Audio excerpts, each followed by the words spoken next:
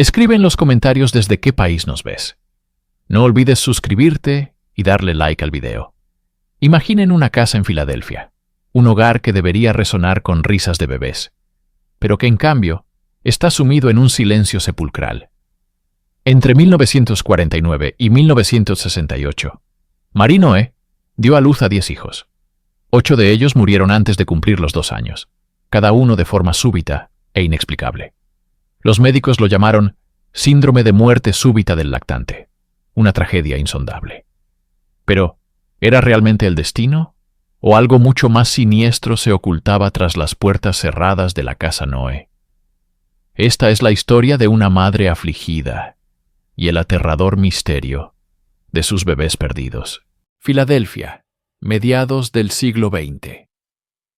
Una ciudad de acero y ladrillo, de familias que reconstruían sus vidas tras la guerra, aferrándose al sueño de un futuro próspero. En un modesto hogar del barrio de Kensington, vivían Arthur y Marie Noé, una pareja que parecía encarnar esa esperanza. Pero tras las puertas de su casa, un silencio antinatural se apoderaba de todo, un silencio que gritaba una tragedia incomprensible. Entre 1949 y 1968, Marie Noé dio a luz a 10 hijos. 10 pequeñas vidas que deberían haber llenado la casa de risas, llantos y futuro. Sin embargo, solo 2 de ellos saldrían del hospital. Uno, nacido muerto. Otro, el único que sobreviviría. Los 8 restantes, 4 niños y 4 niñas, murieron. Uno tras otro, en una secuencia macabra y desafiante a toda lógica médica y estadística. Richard, Elizabeth, Jacqueline, Arthur Jr., Constance, Leticia, Mary Lee, Teresa, nombres que se convirtieron en susurros, en lápidas diminutas en un cementerio local. Para los vecinos y la comunidad, los Noé eran la encarnación de la desgracia, una pareja maldecida por un destino cruel. Marie, en particular, interpretaba el papel de la madre perpetuamente en duelo, una figura digna de lástima y compasión. Recibía consuelo, atención, y se convertía en el centro de una comunidad afligida. Pero bajo la superficie de la pena, las preguntas comenzaban a acumularse como polvo en una habitación cerrada. ¿Cómo era posible que 8 bebés sanos, sin condiciones preexistentes aparentes, simplemente dejaran de respirar en su cuna? Los médicos, perplejos, recurrían a diagnósticos vagos de la época: insuficiencia cardíaca congestiva, neumonía por aspiración, o el término genérico que ocultaba la ignorancia médica: muerte de cuna. Nadie durante casi 2 décadas conectó los puntos de esta constelación de muertes. Nadie se atrevió a mirar más allá de la máscara de dolor de la madre. Este es el relato de un misterio que permaneció latente durante 20 años. La historia de 8 cunas que quedaron vacías y de un silencio que ocultaba el más oscuro de los secretos. Para comprender la oscuridad que se gestaba en el hogar de los Noé, debemos retroceder en el tiempo, a la infancia de la mujer en el centro de esta tormenta. Marie Liddy, nacida en 1928. Su historia no comienza con amor y seguridad, sino con el abandono y la indiferencia. Siendo apenas una niña, su vida se vio fracturada por la enfermedad. Su madre contrajo escarlatina, una dolencia que en aquella época podía dejar secuelas neurológicas devastadoras. Incapaz de cuidar de su hija, la figura materna se desvaneció, dejando a Marie a la deriva en un mundo de adultos que no sabían, o no querían, hacerse cargo de ella. Así comenzó su peregrinaje. Fue enviada a vivir con su abuela, luego con una tía, y finalmente, el sistema la absorbió, depositándola en un orfanato. Cada mudanza, cada nuevo rostro, reforzaba una lección brutal. Era una carga, un paquete que nadie deseaba conservar. Creció sin un ancla emocional, sin el calor de un hogar estable, sin el reflejo del amor incondicional en los ojos de un cuidador. Se convirtió en una niña invisible, una presencia silenciosa en los márgenes de las vidas de otros. Esta formación en la negligencia emocional forjó su psique de maneras profundas y peligrosas. Aprendió que la existencia ordinaria no garantizaba la atención. Aprendió que para ser vista, para que el mundo se detuviera y notara su presencia, se necesitaba algo extraordinario, algo dramático, la enfermedad, la tragedia, el caos. Esos eran los eventos que obligaban a la gente a mirar. En su mente infantil se pudo haber forjado una ecuación terrible. El sufrimiento equivale a la atención y la atención equivale a una forma retorcida de amor. No tenía un modelo de maternidad saludable.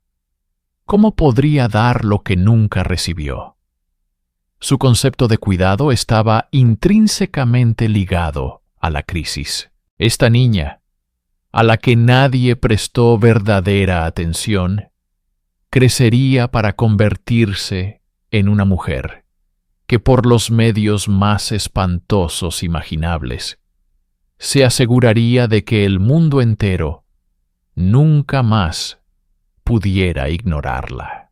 A finales de la década de 1940, en el torbellino social de la posguerra, Marie Liddy conoció a Arthur Noe.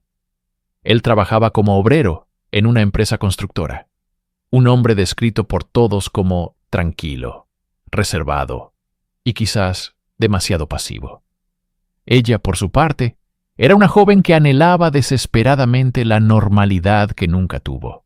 Un esposo, una casa, una familia. Su noviazgo fue breve, casi una formalidad antes de llegar al altar en 1948. Visto desde fuera, parecían una pareja común de la clase trabajadora, listos para construir su pequeño pedazo del sueño americano. Sin embargo, su unión no se cimentó sobre una pasión arrolladora o una profunda conexión emocional, sino sobre las sombras de sus respectivas carencias. Marie buscaba en Arthur la estabilidad y la figura de un proveedor que le permitiera cumplir el único rol socialmente aceptado para ella: ser esposa y madre. Arthur, por su parte, pudo haber encontrado en Marie una personalidad más decidida que llenaba su propio silencio, alguien que tomaba las riendas. Pero esta dinámica creó un desequilibrio peligroso desde el principio. Su hogar no se convirtió en un refugio de apoyo mutuo, sino en un sistema cerrado, aislado del escrutinio exterior. La comunicación entre ellos era superficial. Arthur se sumergía en su trabajo y en sus rutinas, a menudo ausente emocionalmente, si no físicamente. Dejaba que Marie manejara el hogar y, más tarde, a los niños. Esta pasividad se convertiría en una forma de ceguera voluntaria. No cuestionaba, no profundizaba. Aceptaba las explicaciones de Marie, aceptaba las tragedias como golpes de un destino ineludible. Su falta de confrontación creó el ambiente perfecto para que los secretos más oscuros pudieran germinar sin ser molestados. Él le proporcionó el escenario, el hogar, el apellido, la apariencia de una familia, y ella se convertiría en la trágica protagonista de la obra que estaba a punto de comenzar. Su matrimonio no era una asociación, sino un pacto tácito de no mirar demasiado de cerca. Un acuerdo para mantener las apariencias mientras, en el interior, una oscuridad inimaginable esperaba su momento para manifestarse. El 7 de marzo de 1949, la casa de los Noe se llenó por primera vez de la promesa de una nueva vida. Richard Alan Noe nació, un bebé aparentemente sano y robusto. Para Marie, este no era solo un hijo, era la validación de su rol como mujer, la pieza central de la familia normal que tanto anhelaba construir. Era la prueba tangible de que podía crear vida, de que podía, finalmente, tener algo propio que nadie podría arrebatarle. Los primeros días debieron estar llenos de una mezcla de alegría y ansiedad. La rutina de la alimentación, los cambios de pañal, las noches en vela. Arthur cumplía su papel de padre trabajador y Marie el de madre devota. Por un breve instante, el sueño parecía real. Pero la realidad de cuidar a un recién nacido es implacable. Un bebé no ofrece la atención que María anhelaba. La exige. Su llanto es una demanda incesante. Su dependencia es total. Para una psique forjada en la negligencia y con una necesidad patológica de ser el centro, las necesidades de un infante pueden sentirse no como un vínculo, sino como una competencia. La primera sombra cayó sobre la cuna de Richard apenas un mes después de su nacimiento. El 7 de abril de 1949, la llamada de pánico llegó a los servicios de emergencia. Marie y Arthur informaron que habían encontrado a su hijo sin vida en su Moisés. Estaba azul, frío, ya no respiraba. La escena era de una tragedia desgarradora. Una joven madre llorando desconsoladamente por la pérdida de su primogénito. En esa época, la ciencia médica tenía pocas respuestas para estas muertes súbitas. El concepto de síndrome de muerte súbita del lactante apenas se estaba formando, y las autopsias a menudo no eran concluyentes. El médico forense examinó al pequeño Richard y emitió un veredicto vago y tranquilizador para los padres. Insuficiencia cardíaca congestiva. Un fallo del corazón. Una tragedia impredecible. Nadie sospechó. Nadie hizo preguntas incómodas. La comunidad se volcó en apoyar a la joven pareja devastada. Marie recibió flores, condolencias y la atención compasiva de todos. El telón cayó sobre el primer acto y fue catalogado como un terrible accidente del destino. Pero no era un final. Era un prólogo. El silencio en el modesto hogar de los Noe, en Kensington, no duró mucho. Apenas un año después de la devastadora pérdida de Richard, la esperanza renació con la llegada de Elizabeth. Nacida prematuramente el 8 de septiembre de 1950, la pequeña parecía una luchadora desde el principio. Sin embargo, la sombra que se cernía sobre la familia era larga y oscura. Marie y Arthur se aferraron a esta nueva vida con una desesperación palpable, un intento frenético de reescribir el trágico final de su primer capítulo como padres. Durante 5 meses, el llanto de Elizabeth llenó la casa, un sonido que era a la vez música y un recordatorio constante de la fragilidad de la vida. Pero la tragedia, una vez más, estaba esperando entre bastidores. El 3 de febrero de 1951, Elizabeth Noe fue encontrada sin vida. La historia se repetía con una crueldad asombrosa. Marie, una vez más, fue quien la encontró. La niña, que había parecido saludable, simplemente había dejado de respirar. La autopsia reveló una hemorragia masiva y un corazón anormalmente grande, pero los médicos se encontraron en un callejón sin salida. La causa oficial de la muerte fue catalogada como indeterminada. Para la comunidad y los médicos, era una coincidencia desgarradora, una cruel jugarreta del destino. ¿Podía una familia ser tan desafortunada? En la década de 1950, la comprensión de la muerte súbita del lactante era prácticamente inexistente. Las muertes inexplicables de bebés, a menudo, se atribuían a causas desconocidas o a defectos congénitos ocultos. La sospecha aún no había echado raíces. En cambio, la simpatía envolvía a los Noe. Eran vistos como una pareja joven golpeada por una pena inimaginable. Un hombre y una mujer que el destino se negaba a bendecir. Arthur se refugió en el trabajo, su dolor silencioso y pesado. Marie, por su parte, interpretaba el papel de la madre afligida con una convicción que nadie se atrevía a cuestionar.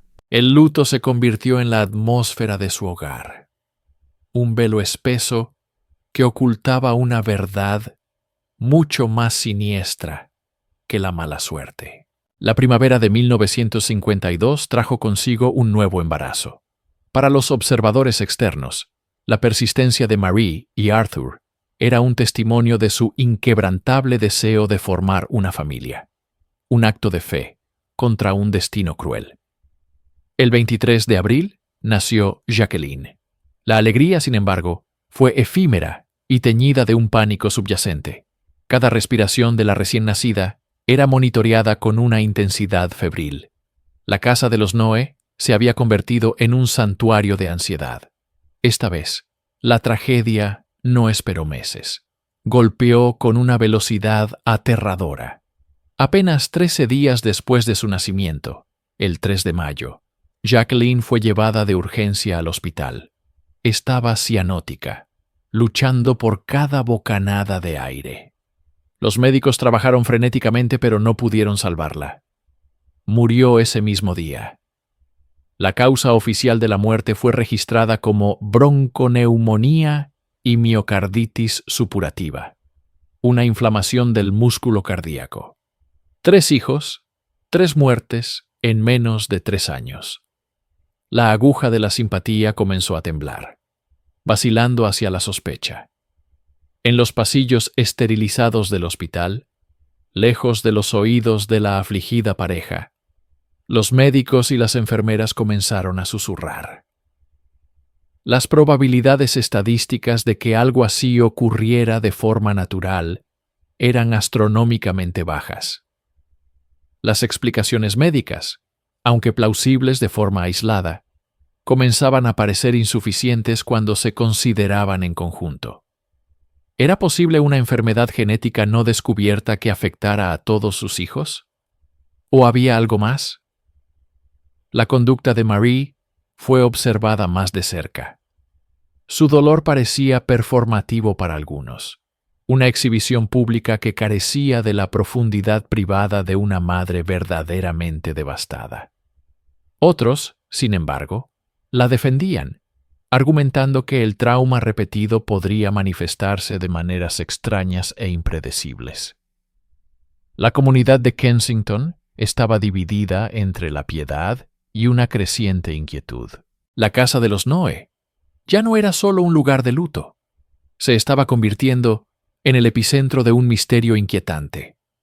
Los vecinos miraban con una mezcla de compasión y miedo. La tragedia de la familia Noe estaba dejando de ser una historia privada para convertirse en una leyenda local. Una narrativa oscura cuyos capítulos más terribles aún estaban por escribirse. El ciclo de esperanza y desesperación continuó su marcha implacable. En 1955, Marie dio a luz a su cuarto hijo, un niño al que llamaron Arthur Jr., en honor a su padre. Este nacimiento, más que ninguno anterior, estuvo envuelto en una atmósfera de escrutinio clínico. El personal del hospital estaba en alerta máxima. Arthur Jr. era, en esencia, un caso de estudio viviente, un enigma médico desde su primer aliento. Los médicos lo observaron con una diligencia sin precedentes, buscando cualquier signo, cualquier anomalía que pudiera explicar la terrible historia de sus hermanos. El bebé parecía, para su alivio y sorpresa, perfectamente sano. Pero la historia de los Noe era una de patrones, y el patrón se mantuvo con una puntualidad aterradora. La estancia de Arthur Jr. en el mundo fue la más breve de todas. Apenas 3 días después de su nacimiento, el 28 de junio de 1955, Marie llamó frenéticamente a las enfermeras. El bebé estaba azul. Murió en el hospital, bajo la mirada impotente de los profesionales médicos que habían jurado protegerlo. Esta vez, la autopsia no ofreció ninguna respuesta. No había signos de enfermedad, ni defectos congénitos, ni explicación alguna para que un niño aparentemente sano simplemente dejara de existir. El forense, frustrado y desconcertado, escribió dos palabras que resonarían durante décadas: causa indeterminada. El caso de los Noe se había transformado oficialmente de una tragedia familiar a un enigma médico sin precedentes. Los genetistas fueron consultados, se revisaron las historias clínicas de Marie y Arthur en busca de pistas ocultas, y se teorizó sobre extrañas enfermedades metabólicas. La ciencia médica de la época se encontró con un muro de ladrillos. No podían explicar cómo 4 niños de la misma familia podían morir de forma tan consistente y misteriosa. La narrativa pública se aferró a esta idea del misterio médico. Era más fácil de aceptar que cualquier alternativa, la idea de una maldición familiar o una debilidad genética inexplicable era preferible a la oscuridad que acechaba justo debajo de la superficie. Marie y Arthur, una vez más, recibieron condolencias. Pero bajo la superficie de la simpatía, la duda se solidificaba. Para algunos investigadores y médicos, la única variable constante en cada una de estas tragedias no era la genética ni la mala suerte, sino la presencia de una sola persona: su madre. Tras la muerte de Arthur Jr., la historia de la familia Noe trascendió los límites de Filadelfia. La prensa local, que había seguido el caso con creciente asombro, pronto fue reemplazada por medios de comunicación nacionales. Revistas como Life y The Saturday Evening Post se hicieron eco de la historia, presentando a Marie y Arthur Noe al resto del país. Pero la narrativa que vendieron no era una de sospecha, sino de una tragedia de proporciones casi bíblicas. Marie Noe fue moldeada por los medios de comunicación en un arquetipo: la madre afligida por excelencia. Su rostro, grabado con una expresión de perpetua tristeza, apareció en las páginas de las revistas, evocando una oleada de simpatía nacional. Se convirtió en un símbolo de la fragilidad de la vida y del sufrimiento materno. Las cartas de condolencia llegaban a raudales de todos los rincones del país. Extraños le enviaban dinero, oraciones y reliquias religiosas, con la esperanza de proteger a sus futuros hijos de la maldición que parecía acosar a su familia. Marie, consciente o inconscientemente, abrazó este papel. En las entrevistas, hablaba en voz baja, con los ojos llenos de lágrimas, sobre sus bebés ángeles. Describía su anhelo desesperado por la maternidad y el dolor insondable de tenerla arrebatada una y otra vez. Se convirtió en la madre afligida de América, una figura trágica que permitía a la sociedad proyectar sus propios miedos sobre la pérdida y la mortalidad.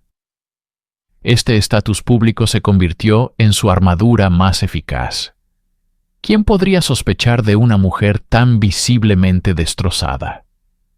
Cada artículo de revista, cada entrevista compasiva, reforzaba la narrativa de la víctima y alejaba cualquier escrutinio serio. Psicólogos y expertos médicos eran citados, hablando en términos abstractos sobre anomalías genéticas raras y el devastador impacto psicológico del duelo repetido. Sin saberlo, el público estadounidense estaba siendo cómplice en la construcción de un disfraz perfecto. Detrás de la fachada de la mártir se escondía una realidad que nadie se atrevía a imaginar.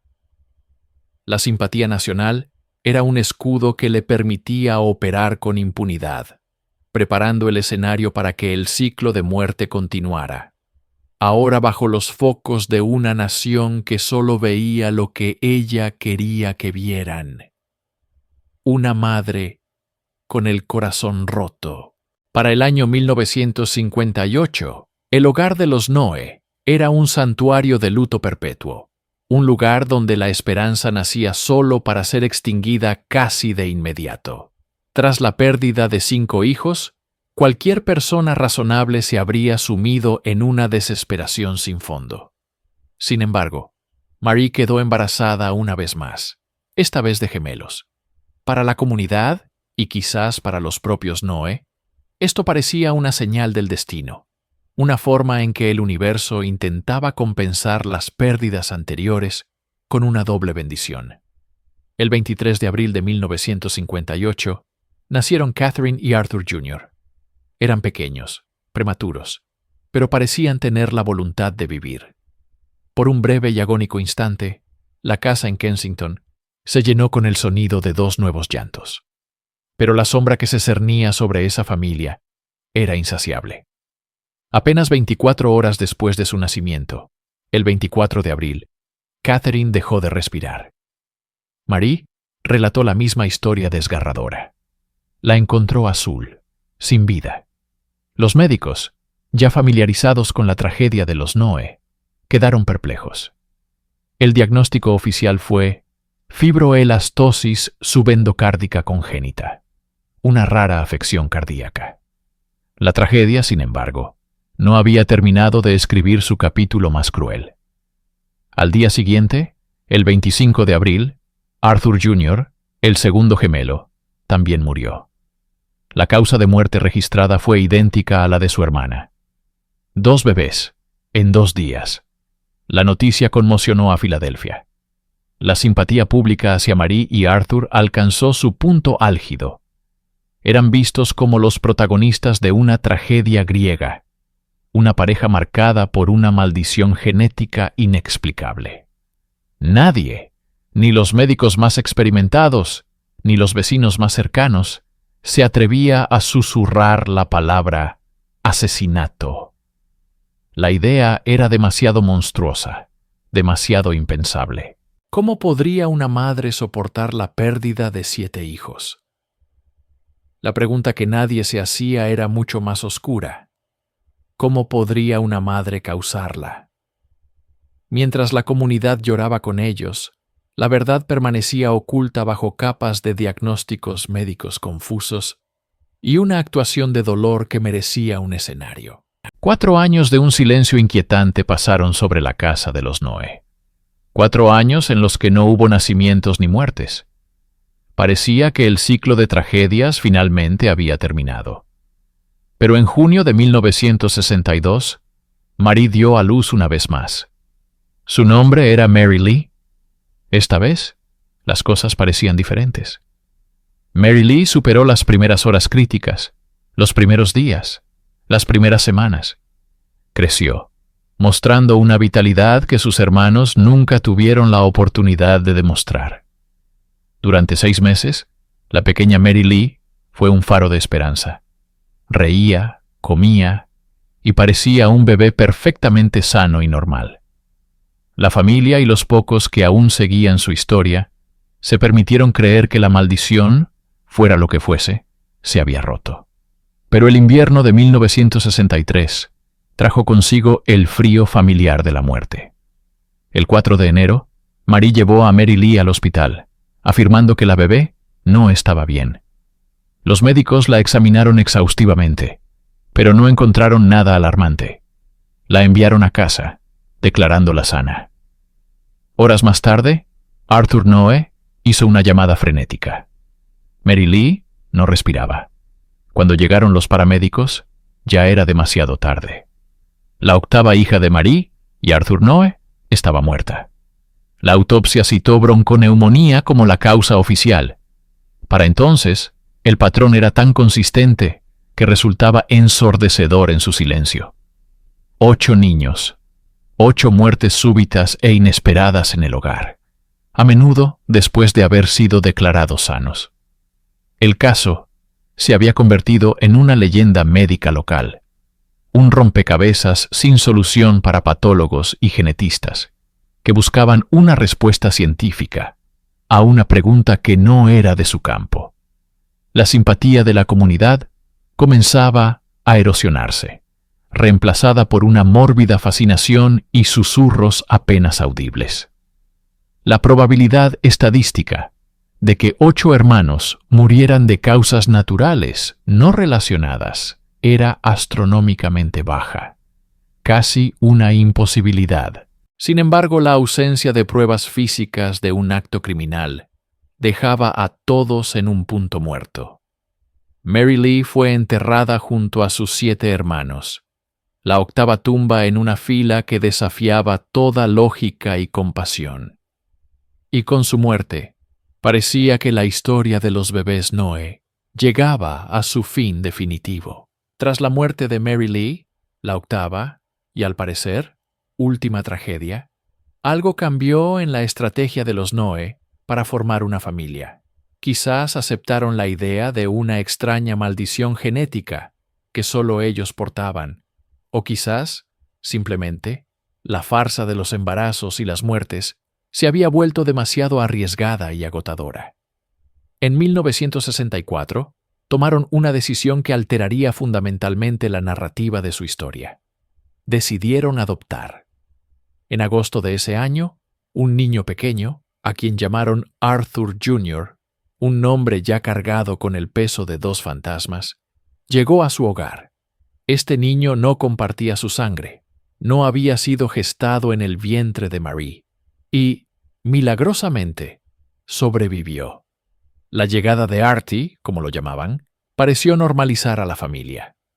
Para el mundo exterior, eran simplemente Arthur, Marie y su hijo. Los vecinos los veían jugar en el patio, ir de compras, vivir una vida suburbana completamente ordinaria. Los años pasaban, y Artie crecía. Pasó la marca de los 3 meses, el punto en el que tantos de sus hermanos adoptivos habían perecido. Superó su primer año, luego el segundo. Asistió a la escuela primaria. Se convirtió en un adolescente. La supervivencia de Artie fue la prueba más elocuente y silenciosa contra la inocencia de sus padres. Si la casa estaba llena de un virus misterioso o una toxina ambiental, ¿por qué no le afectó a él? Si el problema era una enfermedad genética devastadora, la adopción la habría eludido, pero la coincidencia de 8 muertes genéticamente diversas era impensable. El niño que vivió se convirtió sin saberlo en la anomalía que desmantelaba todas las excusas. Su existencia era un grito silencioso que resonaba a través de las décadas. Una pregunta viviente. ¿Por qué yo sí y ellos no? Mientras Artie crecía, las 8 pequeñas tumbas en el cementerio parecían más solitarias y sus historias más siniestras. La presencia saludable y vibrante de un niño en el hogar de los Noé no trajo el cierre. Por el contrario, proyectó la sombra de la duda más oscura y larga, hasta la fecha, sobre las inexplicables muertes que lo precedieron. Desde mediados de la década de 1960 hasta finales de la de 1990, el caso de los bebés Noé se desvaneció de la conciencia pública. Se convirtió en una nota a pie de página en los anales médicos de Filadelfia. Un cuento de advertencia susurrado en los pasillos de los hospitales sobre los límites de la ciencia frente a la tragedia familiar. Durante más de 2 décadas, Marie y Arthur Noé vivieron una vida de aparente normalidad en su modesto hogar. Criaron a su hijo adoptivo, Artie, quien creció sin conocer la magnitud de la historia que lo precedía. Para los vecinos, los Noé eran simplemente una pareja mayor y tranquila. El pasado, con sus 8 pequeñas tumbas, parecía haber sido enterrado tan profundamente como los propios niños. Sin embargo, el mundo exterior no se detuvo. La ciencia forense experimentó una revolución. El conocimiento sobre el abuso infantil y el filicidio se expandió enormemente. Conceptos como el síndrome de muerte súbita del lactante se definieron mejor, pero también lo hicieron los perfiles de los padres que asesinan a sus hijos, incluido el síndrome de Munchausen por poderes, un trastorno en el que un cuidador fabrica o induce enfermedades en una persona a su cargo para llamar la atención. El secreto de los Noé sobrevivía en un mundo que cada vez estaba menos dispuesto a aceptar lo inexplicable. El catalizador del cambio llegó en 1998. No desde una comisaría de policía, sino desde la redacción de una revista. Stephen Fried, un periodista de investigación para la revista Philadelphia, se topó con el caso y se sintió cautivado por su horror y su misterio sin resolver. Pasó meses revisando archivos polvorientos, informes de autopsias contradictorios y entrevistando a médicos y enfermeras ya retirados que nunca habían olvidado a los bebés Noé. En marzo de 1998, Fried publicó un artículo exhaustivo titulado Cradle to Grave. El artículo no solo contaba la historia, sino que la analizaba con la mirada crítica de finales del siglo XX, destacando la asombrosa improbabilidad estadística y las banderas rojas que se habían ignorado durante décadas. El artículo fue como una descarga eléctrica. La historia, una vez olvidada, volvió a la vida, aterrizando en los escritorios de una nueva generación de detectives de homicidios de Filadelfia. El pasado ya no estaba enterrado, estaba a punto de ser exhumado. El tiempo tiene una manera peculiar de enterrar las tragedias, cubriéndolas con capas de nuevos dolores y nuevas vidas. Durante más de 3 décadas, el nombre de Marie Noé se había desvanecido en el murmullo de Filadelfia, convirtiéndose en un eco lejano, una historia de increíble mala suerte que pocos recordaban. Los archivos del caso acumulaban polvo en algún sótano olvidado, y los fantasmas de 8 bebés parecían destinados a vagar en silencio para siempre. Pero en marzo de 1998, un hombre armado con una pluma y una curiosidad insaciable decidió exhumar la historia. El periodista Stephen Fried, trabajando en un artículo para la revista Philadelphia Magazine, se topó con la saga de los Noé. Lo que comenzó como una investigación para un libro sobre la historia de la medicina forense en la ciudad, se transformó en una obsesión. Fried no era un detective, pero poseía la herramienta más poderosa para reabrir un caso cerrado por la indiferencia: la palabra escrita. Se sumergió en los archivos públicos, desenterrando certificados de defunción, informes médicos contradictorios y recortes de prensa amarillentos. Cada documento era una pieza de un rompecabezas macabro. La narrativa oficial de muerte de cuna comenzaba a desmoronarse bajo el peso de la improbabilidad estadística. 8 veces. 8 bebés sanos que simplemente dejaban de respirar. Fried entrevistó a médicos retirados, vecinos que aún recordaban a la extraña y solitaria pareja, y reconstruyó la cronología del horror. Su artículo, titulado Cradle to Grave, no acusaba directamente a Marie, pero presentaba los hechos de una manera tan cruda y ordenada que la conclusión era ineludible. La tinta de la revista actuó como un catalizador químico, una sustancia que, al entrar en contacto con la conciencia pública y policial, provocó una reacción explosiva. El artículo no solo contaba una historia, hacía una pregunta implícita y atronadora. ¿Cómo fue posible que nadie viera esto? ¿Cómo pudo el sistema fallar tan catastróficamente una y otra vez? La historia, ahora impresa en papel brillante y distribuida por toda la ciudad, era una acusación formal contra el silencio, y estaba a punto de aterrizar en el escritorio de alguien que no podía ignorarla. En la Unidad de Investigaciones Especiales del Departamento de Policía de Filadelfia, los casos fríos eran el pan de cada día. Historias de violencia y pérdida que el tiempo había enfriado hasta convertirlas en meros expedientes. Pero el caso que llegó a manos del sargento Larry Nodiff en 1998 era diferente. No llegó en una caja de cartón polvorienta, sino en las páginas de una revista. Tras leer el artículo de Stephen Fried, La maquinaria de la justicia, lenta y pesada, comenzó a moverse. Nodif, un veterano con una reputación de tenacidad metódica, fue el encargado de mirar de nuevo lo que todos habían pasado por alto durante 30 años. Al principio, el escepticismo era natural. Reabrir un caso basado en muertes ocurridas entre 1949 y 1968. Las pruebas físicas, si es que alguna vez existieron, habrían desaparecido. Los testigos habrían muerto, o sus recuerdos se habrían vuelto borrosos e inútiles. Sin embargo, a medida que Nodif se adentraba en los archivos originales, una sensación de inquietud lo invadió. Los informes del médico forense eran un mar de inconsistencias.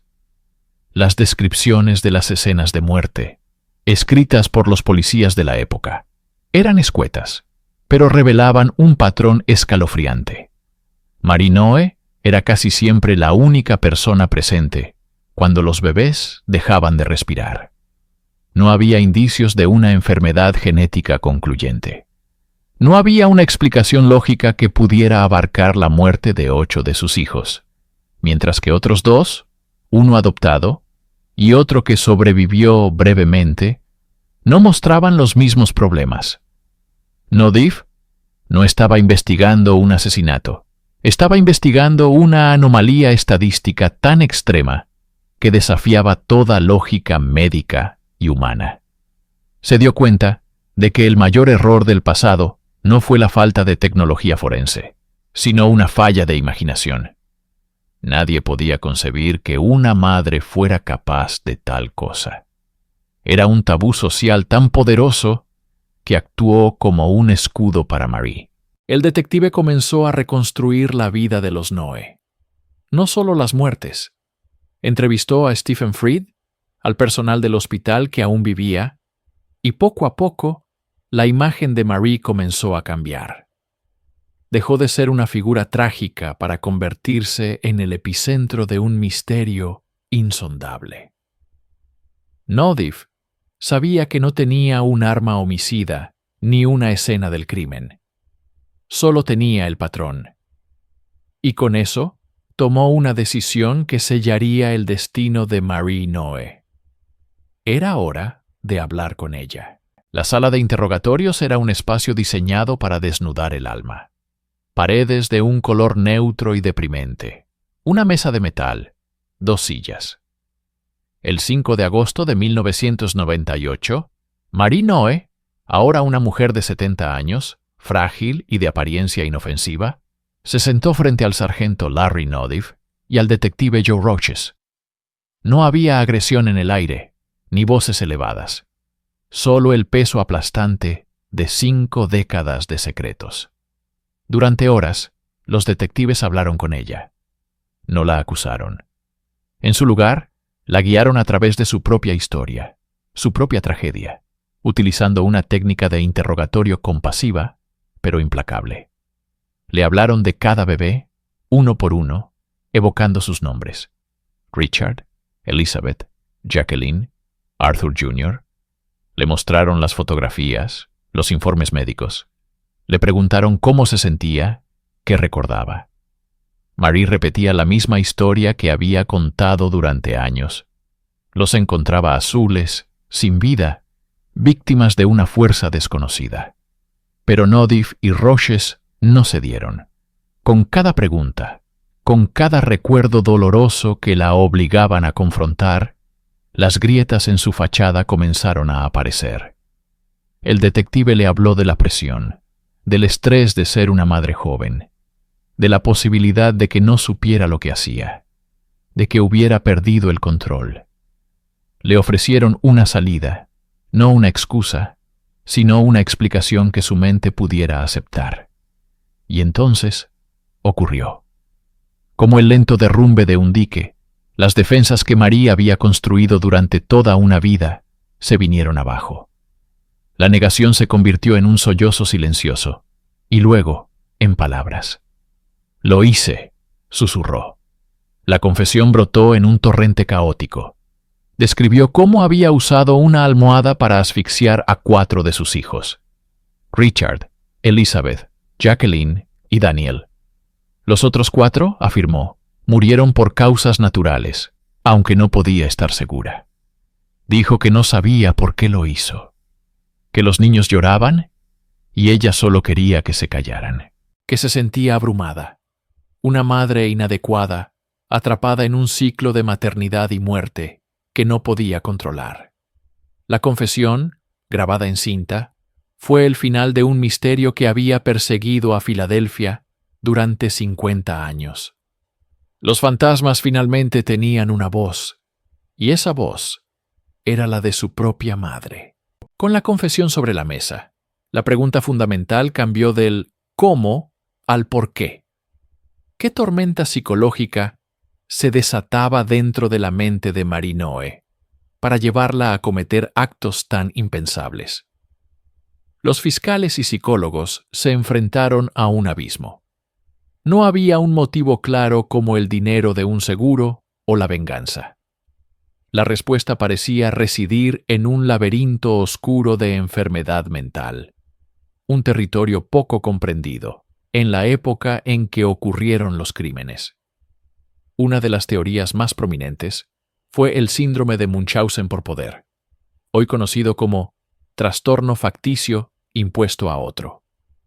En este trastorno, un cuidador, generalmente una madre, inventa o induce enfermedades en su hijo para recibir atención y simpatía. Marie Noe encajaba en el perfil. Tras cada muerte, se convertía en el centro de un drama trágico. Recibía la compasión de los médicos, las enfermeras, los vecinos y la prensa. Era la madre afligida, un papel que, quizás, le proporcionaba una identidad y una conexión con el mundo que de otro modo no tenía. Su esposo, Arthur, la describió como una persona que anhelaba la atención, pero que era socialmente torpe e incapaz de forjar relaciones normales. ¿Fueron sus hijos peones en un juego mortal para satisfacer esta necesidad patológica? Otros expertos sugirieron una combinación de factores devastadores. Una depresión posparto severa, no diagnosticada y no tratada, en una era donde la salud mental de las madres era un tema tabú. A esto se sumaba un posible trastorno de la personalidad, caracterizado por la falta de empatía y un control de impulsos deficiente. En su confesión, Marie habló de frustración, de no poder soportar el llanto de los bebés. ¿Fueron sus actos el resultado de un cortocircuito emocional, una reacción impulsiva y monstruosa ante un estrés insoportable? La verdad es que probablemente nunca lo sabremos con certeza. La psique de Marie Noe es un rompecabezas al que le faltan piezas cruciales, perdidas en el tiempo y en el silencio de una mente que quizás ni ella misma comprendía. No era necesariamente un monstruo calculador, sino quizás algo más aterrador, una mujer rota, víctima y verdugo en su propia tragedia familiar, cuya enfermedad mental se manifestó de la forma más letal imaginable. El mundo esperaba un juicio que sacudiría los cimientos de Filadelfia, un espectáculo mediático que finalmente traería una catarsis pública a décadas de susurros y sospechas. Se preparaban los equipos de noticias, se seleccionaba al jurado en la mente del público y los expertos legales afilaban sus análisis para la televisión. Pero el drama judicial que todos anticipaban nunca llegó. En su lugar, el 28 de junio de 1999, la sala del tribunal se sumió en un silencio atónito. Marie Noe, la mujer en el centro de la tormenta, se declaró culpable. No de un cargo, sino de 8 cargos de asesinato en segundo grado. La confesión grabada había dejado a su defensa con pocas opciones, pero la resolución fue un acuerdo de culpabilidad negociado, un pacto entre la fiscalía y la defensa que evitaba el circo de un juicio completo. La fiscalía, encabezada por Stephen B. Shane, se enfrentaba a una batalla cuesta arriba a pesar de la confesión. Los crímenes habían ocurrido hacía décadas. Las pruebas físicas, si es que alguna vez existieron de forma concluyente, se habían desvanecido con el tiempo. Los cuerpos de los bebés habían sido exhumados, pero los resultados de las autopsias de la época eran ambiguos, productos de una ciencia forense menos avanzada. Probar la premeditación necesaria para un asesinato en primer grado, para cada uno de los 8 infantes, más allá de toda duda razonable, habría sido una tarea hercúlea. El acuerdo de culpabilidad era una garantía de condena, una certeza en un caso plagado de incertidumbres. Para el público, sin embargo, se sintió como un anticlímax devastador, casi una traición. No habría un desfile de testigos, ni un contrainterrogatorio feroz, ni un jurado que sopesara el destino de Marie. Solo hubo un acuerdo silencioso, un reconocimiento de culpabilidad que, aunque legalmente vinculante, carecía del peso emocional y la finalidad que la comunidad anhelaba. La pregunta ya no era si Marie Noe era culpable, sino cuál sería el precio de 8 vidas truncadas.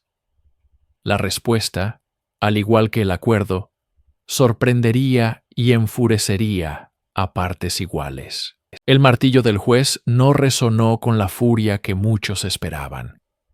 Tras la sorprendente declaración de culpabilidad, la sentencia de Marie Noe, dictada en agosto de 1999, fue aún más desconcertante y controvertida. Marie Noe, la mujer que admitió haber asfixiado a 8 de sus hijos, no pasaría ni un solo día en una celda de prisión tradicional.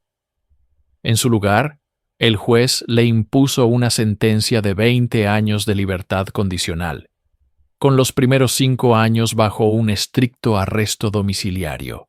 Además, se le ordenó someterse a un estudio psiquiátrico intensivo. La decisión provocó una ola de indignación. ¿Cómo era posible que una asesina en serie de niños evitara la cárcel? La lógica del tribunal y de la fiscalía se basaba en una confluencia de pragmatismo y una oportunidad científica única. Marie tenía 70 años y su salud era frágil.